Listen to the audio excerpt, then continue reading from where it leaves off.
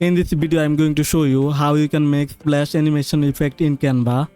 First, open Canva and then go to videos. Now go to the elements, select circle, now go to the colors.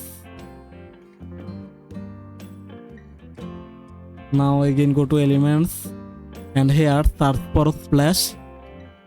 Go to the graphics.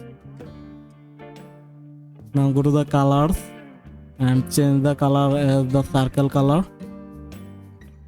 Now go to the elements and here search for food.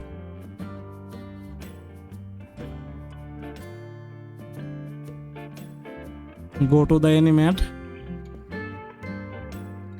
scroll down and select stomp. Now select the splash image and go to the animate. Now choose pop effect, increase the speed. Now right click, click on show timing, and here you go. So this is how you can make splash animation effect in Canva. Hope that this video help you out. If this video help you, hit the like button and subscribe this channel. Thanks for watching.